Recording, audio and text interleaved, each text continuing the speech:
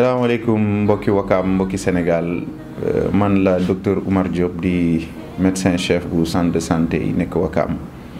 ma amaat mbégte lool ci partager ak yéen beneen émission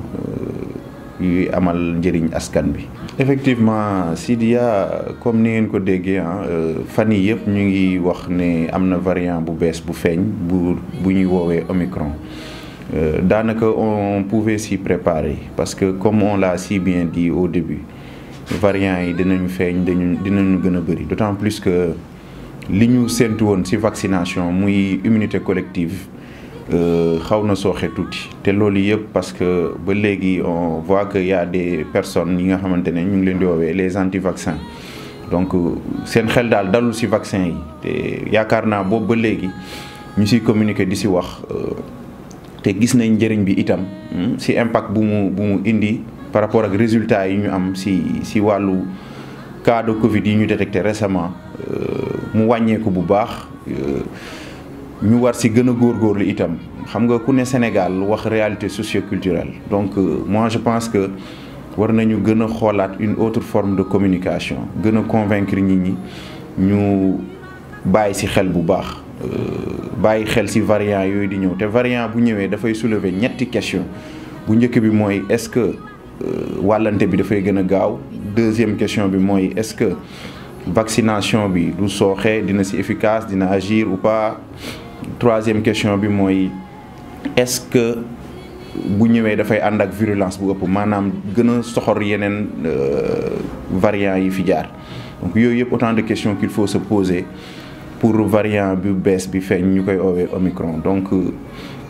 ñu bàyyi ci xel bu baax xam ne comme ni ko sunu président de la République waxee nekk guñu ère post-Covid on y est toujours ñu ngi ci donc nañu continuer di observer mesures barrières yi takk masque yi raxasu delluwaat comme niñ daan def bu njëkk ba xeex Covid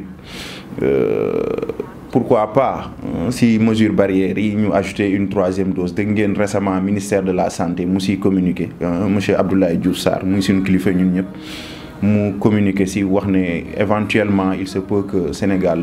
am li ñuy woowee troisième dose loolu yëpp pour gën a renforcer ces mesures barrières ngir xeex virus boobu di coronavirus. mën nañ ñaaw njort comme ni fi yeneen variants yi jaaree indi fi première vague deuxième ba troisième vague. quatrième vague mën na am donc nañ ci bàyyi xel gën a góorgóorlu ci mesures barrières yi et puis ñu gis ne période bi dafa favorable pour virus xam nga tàngoor am na yenn virus yu ko dul supporter mais ñu ngi ci dugg ci période seddaay muy l'hiver ku wax hiver wax période propice pour virus yi donc mu nekk période boo xam ne bu ñu amul chance tuuti rek quatrième vague dana ñëw. Et puis bu leen fàtte ne ñu ngi ci période électorale la campagne électorale va venir ku wax campagne électorale wax meeting wax dajale rassemblement dajale ay nit te nit yooyu même bu ñu dajaloowee takk masque le fait ñuy yuuxu di dancaloo ak yooyu suñuy wax ñu ngi émettre ay postillons yoo xamante ne mën na yombal seen wàllante seen biir donc loolu itam nañ ci bàyyi xel jéem a trouver dès à présent d'autres formes de communication jéem a xool nu ñuy def jéem a bàyyi meeting yi trouver d'autres formes de communication xool gis nañ fi vague yi weesu jot nañ développer système webinaire toog ñëpp nekk en ligne suivre du tere message bi dana jàll yooyu yëpp c'est des questions à se poser en tout cas c'est le moment balaa ñuy dugg ci la période électorale proprement dite ñi trouver des alternatives trouver d'autres formes de communication pour que voilà jàngoro bi aussi bu fekkente ne dugg na Sénégal commencé na law Sénégal autant pour moi ñu mën ko contrôler mën ko canaliser déjà premier cas yi fi Institut Pasteur annoncé détecté nañ leen isolé nañ leen donc la lutte continue il faut aller à la recherche de cas contacts jéem a trouver ces cas-là les isoler et puis faire des études sur ce nouvel variant donc mënuma ci wax lu bari parce que sunu kilifa yi ñuy ministère de la santé communiqué guñu ci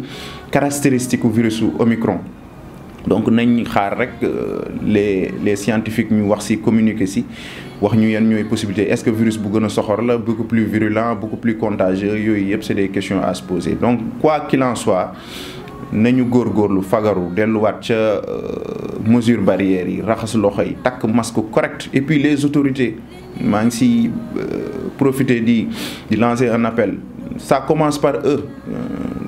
Kuy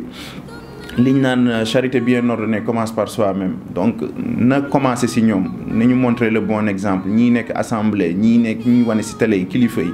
nañuy takk masque. Et puis génnewaat vidéo xalif généraux yi Sénégal, yàlla baaxee nañu ay nit yàlla yoo xamante ne ñu ngi fi te ñu am fi kàddu ñu mën leen déggal. Nañ bàyyi xel ñooñu génnewaat seeni vidéo, ñoom ñëpp demoon nañ vacciné wu wane le bon exemple. Donc presse bi aussi ma leen lancer un appel nañu génnewaat vidéo yi, nit ñi mën si jëriñu,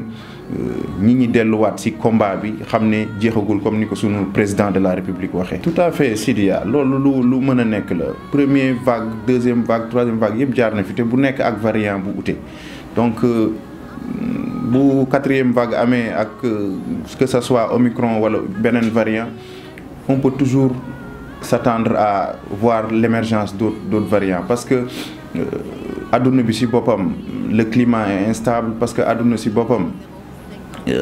coronavirus dafa nekk comme ni ma ko tàmm waxee rek la face visible de l'iceberg. Donc liñ ci xam daal jàpp naa ne lu néew la ci liñ ci xamagul. Donc tout est possible. Di leen remercier, di leen gërëm, et puis di la féliciter yow Sidia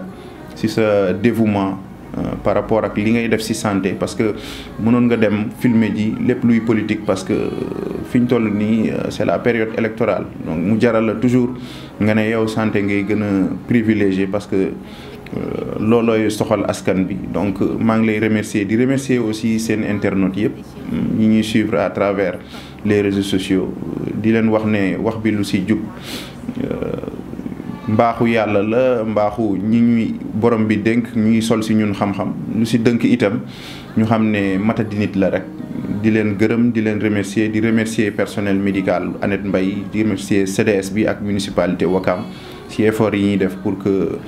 plateau technique bu sanitaire bu Ouakam mën a relever le défi. Jërë ngeen jëf.